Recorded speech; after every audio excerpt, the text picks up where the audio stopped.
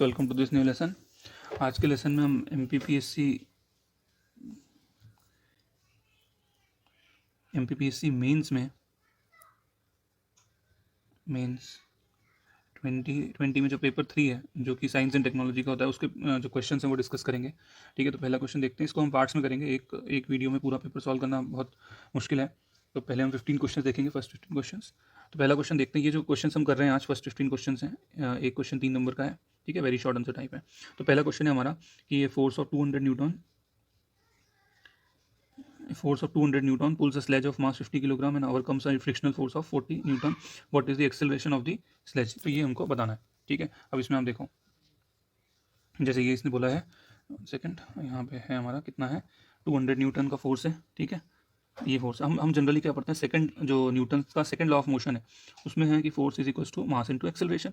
हमको क्या निकालना है, व्हाट इज द एक्सेलरेशन, तो हमको एक्सेलरेशन निकालना है। तो हम कैसे निकालेंगे, फोर्स बाय मास। ठीक है, लेकिन यहाँ पे फोर्स कितना है, फोर्स उसने लगाया कितना, 200 न्यूटन, लेकिन फ्रिक्शनल फोर्स भी था। तो फ्रिक्शनल फोर्स जैसे हम ये कोई ब्लॉक है, इसको यहाँ से खींचा जा रहा है, तो ये तो इस डायरेक्शन है, फ्रिक्शनल फोर्स अपोजिट डायरेक्शन में लगता है। तो जो नेट फोर्स होगा वो कितना हो जाएगा, 200 माइनस 40, तो नेट फोर्स हमारा हो गया कितना, 160 हो गया न्यूटन। ठीक है, तो ये 160, तो यहाँ पे क्या हो जाएगा, 1 सेकेंड, हाँ, तो ये जो आपका हो जाएगा 160 न्यूटन जो है हमारा फोर्स है, और मास हमारा 50 किलोग्राम है।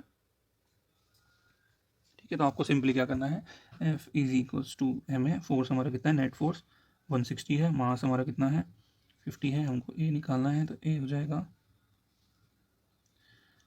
ठीक है, तो ये इस तरह से 160/50 ये हो जाएगा। ठीक है, तो इसका आंसर कितना आ जाएगा, 16/5 है, तो 5 3 15 और 3.2, तो 3.2 यूनिट जरूर लगाना है, मीटर पर सेकेंड स्क्वायर। ठीक है, ये इस तरह से 3.2 मीटर पर सेकेंड स्क्वायर पहले का आंसर हो गया। तो पहला हमारा हो गया। दूसरा हम देखें, डिफाइन टर्मिनल वेलोसिटी। तो टर्मिनल वेलोसिटी क्या होता है, कि कोई भी जब एक ऑब्जेक्ट होता है वो जब नीचे गिरता है, नीचे जो फ्री फॉल होती है उसकी फ्री फॉल, ठीक है, किसी भी मीडियम में, कोई गैस हो गया या लिक्विड हो गया, किसी मीडियम में उसकी फ्री फॉल होती है, तो क्या होता है, शुरू में जो उसकी जैसे नीचे एक फोर्स लगता है वो होता है ग्रेविटी का, और ऊपर जो उसको खींचता है वो कौन सा होता है, ड्रैग फोर्स बोलते हैं, और एक होता है बायोन्सी, जो ऊपर जैसे मीडियम को जब काटते हैं, मीडियम को क्रॉस करके निकलते हैं, तो एक फोर्स लगता है बॉयंट फोर्स। तो ये दोनों फोर्स अपोजिट हैं, ग्रेविटी का और ये ड्रैग फोर्स। तो शुरू में जब हम जाते हैं नीचे, तो जब कम हाइट, जैसे यहाँ से वो गिरा तो इतनी हाइट पे आया, जब नीचे और आएगा तो ये जो ड्रैग फोर्स है, बायंट फोर्स है, बढ़ता जाता है, पहले कम होता है फिर बढ़ता जाता है, फिर एक टाइम आता है जब ये ग्रेविटेशनल फोर्स और ये जो ड्रैग फोर्स, जो ऊपर खींचने वाला फोर्स होता है, वो बराबर हो जाते हैं, और उस टाइम क्या होता है, फिर एक्सेलरेट नहीं होता पार्टिकल, उसकी एक वेलोसिटी जो होती है वो कांस्टेंट हो जाती है। उस वेलोसिटी को ही हम बोलते हैं, क्या बोलते हैं, उस वेलोसिटी को हम बोलते हैं टर्मिनल वेलोसिटी। ठीक है, तो ये हमारा सेकंड क्वेश्चन भी हो गया। इसको अगर हम डिफाइन करना चाहें तो किस तरह से डिफाइन कर सकते हैं, इसको हम इस तरह से लिख सकते हैं कि study speed achieved by an object freely falling through a gas or liquid. Steady speed achieved by an object freely falling through a gas और लिक्विड। इस तरह से हम उसको, आप कहीं और से भी इसकी डेफिनेशन देख सकते हैं, मतलब शॉर्ट होनी चाहिए क्योंकि very short answer type question है। ठीक है, सेकंड हो गया हमारा। थर्ड देखते हैं। तो थर्ड क्या है हमारा, कि व्हेन लाइट इज ट्रांसमिटेड, ये हमारे दोनों हो गए, 1 सेकेंड। तो हमारा थर्ड क्वेश्चन क्या है, when light is transmitted from one material to another then what will be the effect on its frequency, wavelength and speed। अब देखो, ये जब बोल रहा है कि एक मीडियम से दूसरे मीडियम, इसका मतलब क्या है कि यहाँ पे क्या हो रहा है, आपका रिफ्रैक्शन हो रहा है। ठीक है, तो देखो ये मतलब ये जैसे एक ये एयर हो गया, यहाँ पे वाटर हो गया, तो जब लाइट इधर जा रही है मान के चलो, तो ये पूछ रहा है कि क्या क्या चेंज होगा, वेवलेंथ हो गया, फ्रीक्वेंसी हो गया, और ये स्पीड को हम ऐसे लिख देते हैं। तो इनमें से आपको बताना है कि तीनों में से क्या क्या चेंज होगा। ठीक है, तो इसमें बहुत डिटेल में नहीं जाएंगे, बस आप इतना ध्यान रखो कि एक इक्वेशन होती है E is equals to h nu, ये एनर्जी होता है।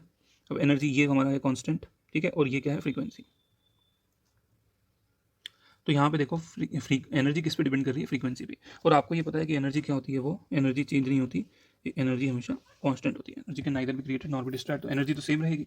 तो एनर्जी अगर सेम रहेगी तो क्या होगा, फ्रीक्वेंसी को सेम होना ही पड़ेगा, तो इसलिए फ्रीक्वेंसी चेंज नहीं होगी। और ये जो आपका है कौन सा, लैम्बडा और वेवलेंथ एंड स्पीड, ये चेंज हो जाएगी। एक इक्वेशन आपको और ध्यान रखनी है, हम लिखते हैं nu is equals to c by lambda, या फिर इस तरह से भी लिख सकते हैं, speed is equal to frequency into wavelength, की फ्रीक्वेंसी को एफ लिख दिया, इसको आप यहाँ पे न्यू कर सकते हो। इक्वेशन से। तो आप ये देखोगे जब यहाँ पे फ्रीक्वेंसी तो कांस्टेंट है, तो ये फ्रीक्वेंसी जब कांस्टेंट है तो स्पीड और जो लैम्बडा है, स्पीड एंड वेवलेंथ, ये क्या है, डायरेक्टली प्रोपोर्शनल है। तो यहाँ ध्यान रखना है कि फ्रीक्वेंसी कांस्टेंट रहेगी और जो है बाकी जो है आपकी वो चेंज रहेंगे। तो इस तरह से आप, आपके पास काफ़ी कंटेंट है, आप लिख सकते हो। 1.4 देखेंगे कि write name of non metal having lustrous property similar to metal. तो इसमें क्या आएगा आपका, आयोडीन आएगा। ठीक है, आप मुझे बताइएगा कि ऐसा मेटल बताइएगा कमेंट्स में, ऐसा मेटल बताइएगा जो लिक्विड स्टेट में है। ठीक, ओके। 1.5 हमारा क्वेश्चन है कि NH3 AlCl3 chloride and SnCl4 इनमें से लिविस एसिड कौन सा है। तो पहले हमको ये देखना पड़ेगा कि what is a Lewis acid. आप लिख सकते हो वहाँ पे कि लिविस एसिड इज एक कंपाउंड होता है, मॉलिक्यूल होता है, जो क्या होता है, या सीधे लिख सकते हो Lewis acid is an entity which accepts electron, और लुईस बेस क्या होती है, विच डोनेट्स इलेक्ट्रॉन। तो यहाँ देखोगे आप, इसमें हमको दिया क्वेश्चन में NH3 था, AlCl3 था, Cl नेगेटिव था और SnCl4 था। तो आप देखोगे NH3 है तो NH3 का स्ट्रक्चर कुछ इस तरह से होता है। तो यहाँ पे ये 1 2 3 4 5 6 7 8, तो इसके पास 8 इलेक्ट्रॉन है और ये लोन पेयर है जो ये दे देता है, तो it is a Lewis base. फिर उसके बाद आता है AlCl3। तो जब AlCl3 का स्ट्रक्चर कुछ इस तरह से बनता है। ठीक है, 1 2 3 4 5 6। अब देखो इसके पास 6 ही इलेक्ट्रॉन है, होने कितने चाहिए, 8 होने चाहिए, लेकिन कितने हैं, 6 हैं। तो इसकी जो ऑक्टेट है वो इनकम्प्लीट है, इसको बोलते हैं इनकम्प्लीट ऑक्टेट। तो ये क्या करेगा, इलेक्ट्रॉन को एक्सेप्ट करेगा, that's why it is a Lewis acid. ठीक है, तो मैं आपको एक एग्जांपल और बता देता हूँ लिविस एसिड का। जैसे कि AlCl3 है, इसी के साथ BF3, ये भी एक लिविस एसिड है। ठीक है, बहुत ज़्यादा ये भी एग्जाम्स में पूछा ज़्यादा है, BF3 और AlCl3। उसके बाद जो बाकी जो हैं आपके SnCl4, Cl क्लोराइड, ठीक है, ये दोनों क्या है, ये भी लिविस बेस हैं। ठीक है, आगे आ जाते हैं हम। 1 पॉइंट हमारा 1.4 हो गया, 1.5 हो गया ना, 1.6। तो 1.6 में पूछा है कि right types of hydrogen bonding, right types of hydrogen bonding in paranitrophenol and orthonitrophenol. तो पहले तो हमको ये बताना होना चाहिए कि ये नाइट्रोफिनॉल क्या होता है। तो देखो, this is phenol, this is your phenol, एक बेंजीन रिंग के ऊपर OH लगा हुआ। अब ये तो फिनॉल हो गया। Now what is ortho. अब ये जो है आपके इस तरह से हम बना सकते हैं, this is your ortho, orthonitrophenol, this is your metanitrophenol and this is your paranitrophenol. ठीक है, तो ये इस तरह से है। ठीक है, ये पोजीशंस होती हैं। अगर 1 1 पोजीशन है, ये 1 1 इस तरह से यहाँ पे है, 1 3 पे है, 1 5 पे है, 1 2 ऑर्थो, 1 3 मेटा एंड 1 4 इस पैरा। तो हमको इनमें हाइड्रोजन बॉन्डिंग बतानी है। हाइड्रोजन बॉन्डिंग क्या, वीक बॉन्ड होता है, और ये क्या होता है हाइड्रोजन बनाता है और एक इलेक्ट्रोनेगेटिव एलिमेंट, जैसे कि ऑक्सीजन और फ्लोरीन, ये जो इलेक्ट्रोनेगेटिव एलिमेंट होते हैं, नाइट्रोजन ऑक्सीजन फ्लोरीन, ये तीनों बनाते हैं। तो किस तरह से बनेगा, देखो ये आपका यहाँ पे O, यहाँ पे H, यहाँ पे नाइट्रोजन, ये नेगेटिव। ठीक है, अब देखो यहाँ पे क्या है, हाइड्रोजन के ऊपर एक पार्शियल नेगेटिव चार्ज रहेगा, इसके ऊपर एक पार्शियल पॉजिटिव चार्ज रहेगा, क्योंकि ऑक्सीजन जो है इलेक्ट्रोनेगेटिव है, तो इसके इलेक्ट्रॉन को थोड़ा सा खींच लेता है अपनी तरफ, पूरी तरह नहीं खींचता, या खींच लेता है। तो इस तरह, तो अभी देखो कि इस तरह से ऑर्थोनाइट्रोफिनॉल बनता है। अब इसका हाइड्रोजन बॉन्डिंग देखो, ऑक्सीजन इज एन इलेक्ट्रोनेगेटिव, ये थोड़े से इलेक्ट्रॉन को अपनी तरफ खींच लेता है, यहाँ पे पार्शियल नेगेटिव, पूरा नेगेटिव नहीं, पार्शियल नेगेटिव पार्शियल पॉजिटिव, यहाँ पे नेगेटिव है। तो ये जो बॉन्ड होगा ना, ये देखो आप यहाँ पे इस तरह से हम डॉट डॉट से शो करते हैं, ये हाइड्रोजन बॉन्ड बन गया। अब ये जो हाइड्रोजन बॉन्ड है, इसमें एक खास बात क्या है कि ये देखो, ये सिंगल मॉलिक्यूल में ही बॉन्ड बना, तो इस बॉन्ड को हम बोलते हैं इंट्रा मॉलिक्यूलर हाइड्रोजन बॉन्डिंग। ठीक है, इसी तरह से एक बॉन्डिंग होती है, एक बॉन्डिंग होती है, 1 सेकेंड, जैसे कि इसमें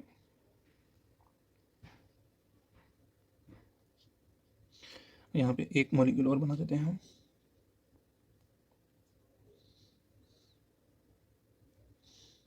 ठीक, और यहाँ पे एक लेते हैं, उसके बाद इधर हम ये देखो, अब ये देखो यहाँ पे क्या हो गया, ये नेगेटिव, इसके बाद यहाँ पार्शियल नेगेटिव, यहाँ पार्शियल पॉजिटिव, हो गया हाइड्रोजन बॉन्ड। इधर देखोगे तो यहाँ नेगेटिव, इधर पार्शियल नेगेटिव, इधर पार्शियल पॉजिटिव, ये हो गया। तो यहाँ पे जो बॉन्ड बना वो क्या बना, वो बना इंटरमॉलिक्यूलर, मतलब 2 मॉलिक्यूल्स के बीच में बना। ठीक है, तो ये हमको बताना है, आप ड्रॉ करके बताना पड़ेगा आपको, आपके पास टाइम कम रहेगा, तो आप सीधे क्या करो कि अगर या तो ये डायग्राम बना सकते हो तो बना दो, नहीं तो सीधे लिखो orthonitrophenol intramolecular hydrogen bonding, paranitrophenol intermolecular hydrogen bonding. अगर आप डायग्राम बना दोगे तो ये बहुत अच्छा इंप्रेशन छोड़ देगा एग्जामिनर के ऊपर। ठीक है, 3 नंबर का क्वेश्चन पर फिर भी आईबेट से ये आप अगर बना सकते हो तो बना दो।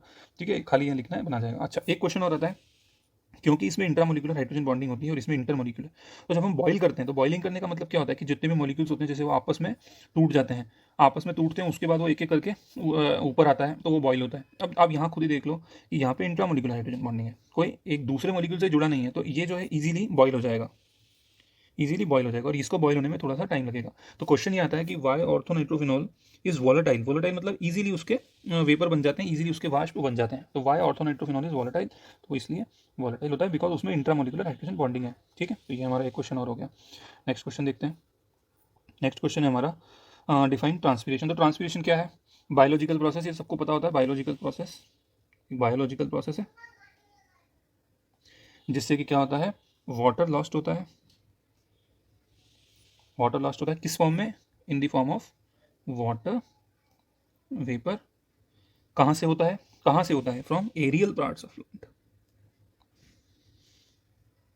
कोई डायग्राम बनाने की कोशिश मत करना, इसमें टाइम लग जाएगा। ठीक है, तो बायोलॉजिकल प्रोसेस है जिसमें वाटर लॉस्ट होता है in the form of water vapour from aerial parts of plant. ठीक है, ये हो गया। उसके बाद हेमोग्लोबिन क्या है? तो हेमोग्लोबिन क्या है? एक हेमोग्लोबिन एक मेटलोप्रोटीन है। हेमोग्लोबिन एक प्रोटीन है और ये मेटलोप्रोटीन है। Haemoglobin is a मेटलोप्रोटीन।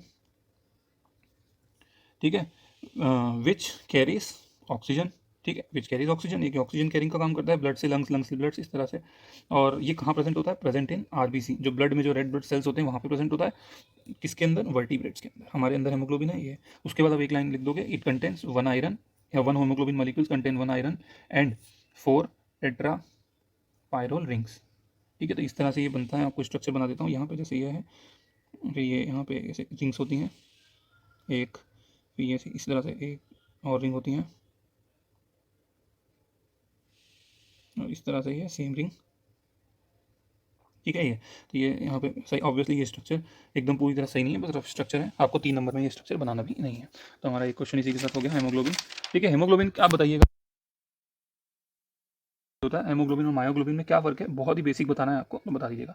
1.9 देखेंगे हम, फैट सोल्यूबल और वाटर सोल्यूबल विटामिन। तो फैट सोल्यूबल आपको सबको पता है, ADEK, ADEK, and water soluble are B and C. ठीक है, अच्छा सी, विटामिन सी आपने सुना होगा बहुत ज़्यादा, कोविड टाइम में तो बहुत ही सुना होगा। तो जो जो लिम्सी टैबलेट आती हैं, या एस्कॉर्बिक एसिड जो इसका फार्मूला होता है, केमिकल फार्मूला, उसमें उसको विटामिन सी बोलते हैं। तो क्या हो रहा था कि लोग बहुत ज़्यादा, जैसे डॉक्टर रिकमेंड करते थे इम्यूनिटी बढ़ाने के लिए विटामिन सी लें, तो बहुत से लोग बोलते थे कि सर ज़्यादा हो जाएगा तो कुछ प्रॉब्लम तो नहीं होगी। तो वो कुछ प्रॉब्लम ऐसे विटामिन सी नहीं करता। वाई? बिकॉज विटामिन सी एक वाटर सोल्यूबल विटामिन होता है। वाटर सोल्यूबल होने के कारण ये यूरिन के थ्रू, या आपके जो स्वीट होता है, पसीना आता है, उसके थ्रू बाहर निकल जाता है, तो इसलिए इतना जो नुकसान नहीं करता। ठीक है, ADEK these are fat soluble and BNC are water soluble. ये भी हो गया हमारा। जो 10वां क्वेश्चन है, डिफाइन कंपाइलर।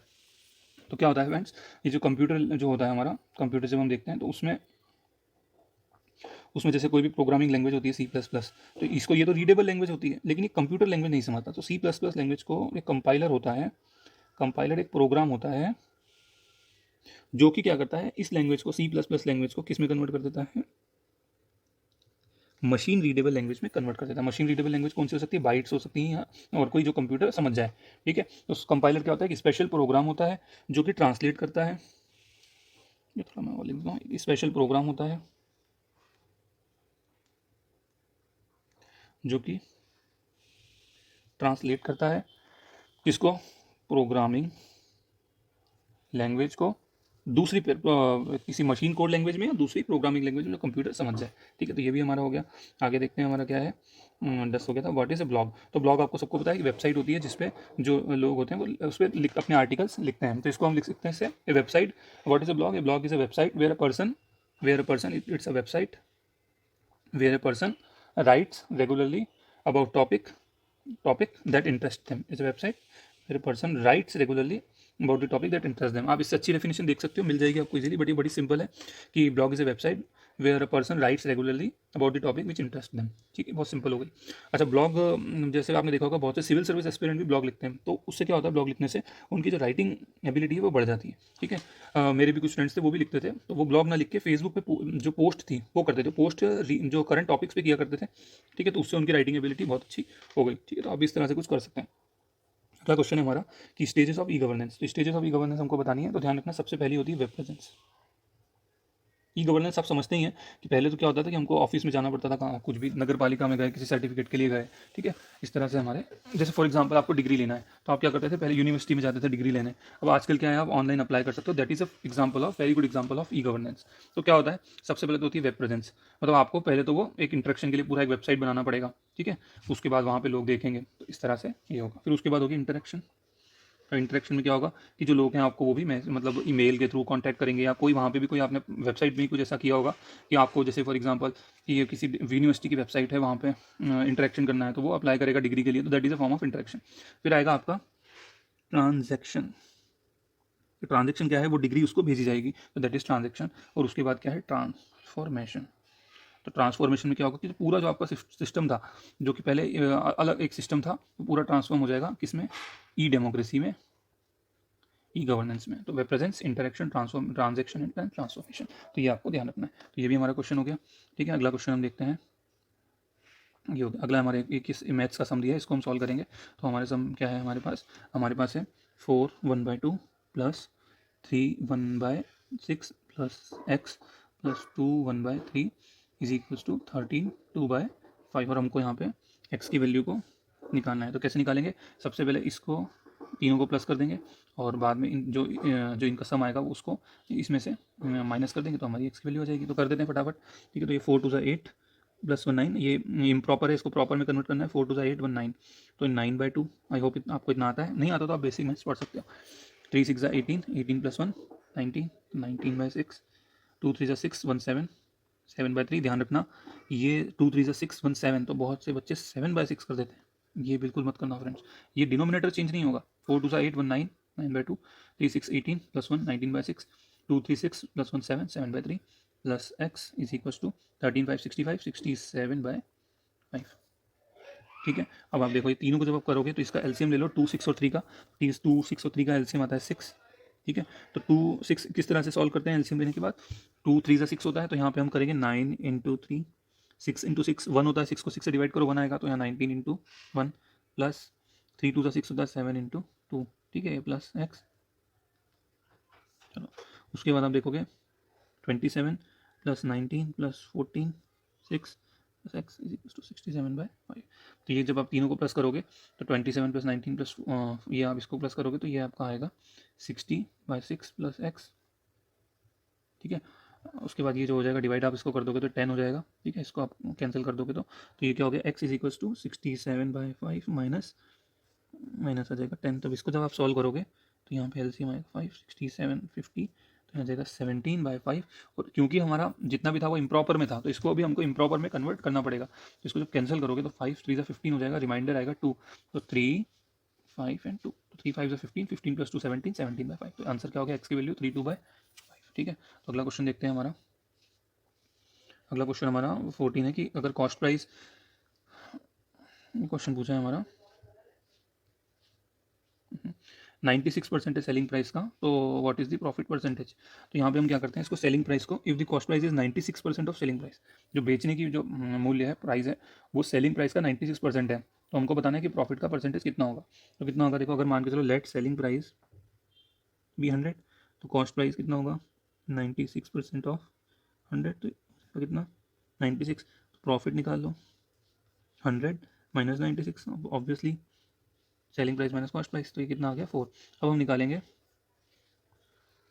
Profit percentage. तो प्रॉफिट परसेंटेज कैसे निकालेंगे, जो प्रॉफिट आया है उसको ऊपर रखेंगे, कॉस्ट प्राइस को रखेंगे नीचे, कॉस्ट प्राइस रखेंगे, कॉस्ट प्राइस रखेंगे नीचे, और यहाँ पे रखेंगे हम 100, ठीक है। तो ये जो आपका आंसर होगा वो कितना आ जाएगा, इसको जब आप डिवाइड करेंगे तो यहाँ पे हम इसको करते हैं 4 से करें, तो 4 2 8 एंड 116, तो ये हो जाएगा 100, 4 × 100 400, एंड 4 2 8 एंड 116, तो ये हो जाएगा। तो इसको हम फर्दर और डिवाइड कर सकते हैं, 425 × 6, तो अब डिवाइड नहीं होगा, तो ये हो जाएगा 25/6, ठीक है। तो इसको आप फर्दर और कर सकते हो, तो ये हो जाएगा आपका, इसको 4 में हमने 6 में किया है, तो यहाँ 6 हो गया, फिर यहाँ पे आ गया 4 6 24 प्लस 4 1/6, जो है आपका आ गया प्रॉफिट परसेंटेज, ठीक है। तो इस तरह से आप लिख सकते हो। एक हमारा आखिरी क्वेश्चन बचा हुआ है, तो ये हमको इवेलुएट करना है 28% ऑफ 450 प्लस 45% ऑफ 280। इसको हम कैसे करेंगे, 28% ऑफ 28 बाय 100 450, इसको सॉल्व करना पहले, फिर इसको कर देना, ठीक है। 28/100 इंटू 450, 45/100 इंटू 280। इसको आप सॉल्व करके, मैं ये करूँगा नहीं, आप प्लीज़ कमेंट में बताइएगा, ठीक है। आखिरी क्वेश्चन ही था हमारा ये, तो आप इसको कमेंट में बताइएगा इसका आंसर। अच्छा फ्रेंड्स, आगे भी हम और सॉल्व करेंगे, प्लीज़ इसको शेयर करें, ठीक है, जिससे कि हमारी टीम को मोटिवेशन मिले। बाकी आप इसमें कोई भी वीडियोज़ में कोई भी मिस्टेक हो या कोई फीडबैक हो तो आप कमेंट्स में बता सकते हैं, ठीक है। इसके अलावा हमारा एक चैनल भी है टेलीग्राम पे, भगत एजुकेशन, उस पर भी आप बता सकते हैं। व्हाट्सएप भी कर सकते हैं 70012907 9, इस पर आप व्हाट्सएप भी कर सकते हैं, ठीक है friend. Thank you so much.